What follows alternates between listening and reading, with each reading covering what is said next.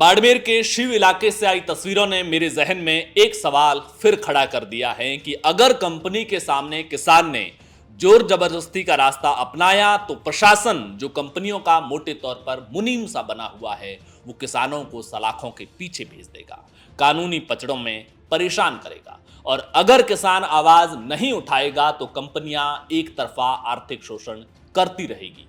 और मेरा मानना है कि ये शासन की हेकड़ी से डरे बिना किसानों को मजबूती से अपना विरोध शाम दाम दंड भेद हर तरीके से अपनाना चाहिए। और मैं कंपनी के खिलाफ किसानों के इस इलाज का खुला समर्थन करता हूं, क्योंकि एग्रीमेंट होने मात्र के बाद कंपनी के एक तरफा शोषण पर जब शासन खामोश हो जाए तो फिर जनता में से ही किसी को क्रांति का हथियार उठा मंगल पांडे बनना पड़ता है। यहां कंपनियों किसानों का एक तरफा शोषण कर रही है, क्योंकि अगर बिना लठ के जोर के कंपनियां और प्रशासन आपकी आवाज अहिंसक तरीके से सुनती तो बीकानेर के नोरखा दैया गांव में कृष्णाराम गुदारा नाम का किसान 500 दिनों से अपनी मांगों को लेकर धरने पर बैठा है। 500 दिनों से न कंपनी ने आवाज सुनी न प्रशासन ने।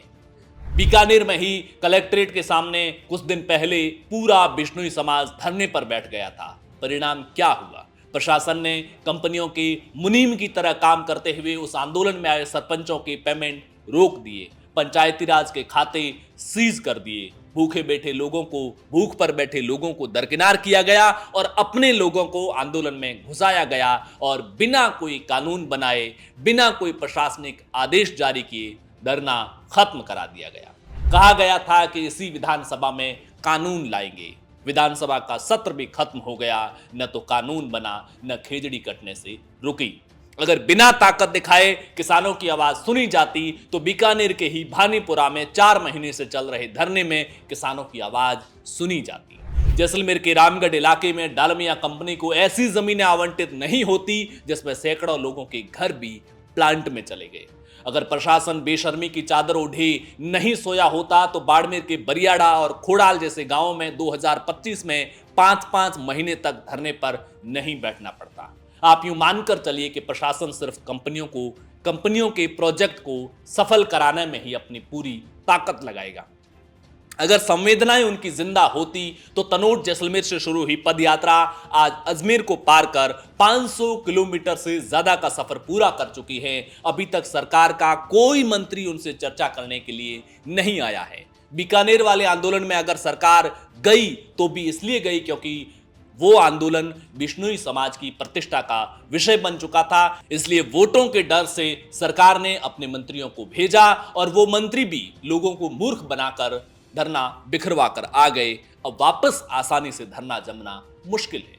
अगर किसानों की आवाज सुनी जाती तो जनवरी 2026 में गुड़ा मालानी में धरना प्रदर्शन करने वाले किसानों को पूछ लो कि उनकी मांगे मानी या सिर्फ लॉलीपॉप दिया। दरअसल इस इलाके में पिछले कुछ समय से ही किसानों ने अपनी आवाज को उठाना शुरू किया है और ये बात कंपनियों को और प्रशासन को बहुत अखर रही है। सोलर का काम तो 7-8 सालों से बड़े स्तर पर हो रहा है, लेकिन 2023 के विधानसभा चुनाव में शिव से विधायक बनने के बाद रविंद्र सिंह भाटी ने जिस तरीके से धरने प्रदर्शन कर कई मौकों पर कंपनियों को झुकाया, उसके बाद किसानों को भी अपनी ताकत का एहसास होने लगा कि ये कंपनियां भी झुक सकती है, हमारी मांगे भी मनवाई जा सकती है। इलाके के किसान जागरूक होने लगे और अब हर जगह अपनी आवाज को उठाने लगे हैं। उससे पहले तो लोग ये भी नहीं समझ पाए थे कि ये प्लांट सरकार के नहीं हैं, ये प्राइवेट कंपनियों के प्लांट है। लोग इन प्लांटों को, इन कामों को सरकार का काम समझते थे, लिहाजा अब लोग बोलने लगे हैं। किसी दौर में आपको याद होगा कि ईस्ट इंडिया कंपनी के कारोबार के विस्तार में हमारे राजे रजवाड़े अपनी सेनाओं का, टुकड़ियों का इस्तेमाल कर कंपनी के कारोबार को फैलाने में मदद करते थे। फिर कारोबार के नाम पर कंपनी ने खुद की अपनी फौज बनाई। वैसे ही जैसे चीन आज सीपेक कॉरिडोर के नाम पर पाकिस्तान में अपनी फौज बिठा रखा है, अमेरिका ने दुनिया के कई कोनों में अपनी बिजनेस एसेट की सुरक्षा के नाम पर फौज बिठा रखी है, जो समय के साथ स्थानीय शासन पर अपना पकड़ इतना मजबूत कर देती है कि बाद में उनको इलाके से निकालना मुश्किल हो जाता है। हालांकि मैं अपनी बात शासन की बेशर्मी को श्रद्धांजलि अर्पित करते हुए खत्म करूंगा, क्योंकि एक पत्रकार के रूप में भी व्यक्ति को जनहित के मामलों में पक्षकार बन जाना चाहिए। शुक्रिया।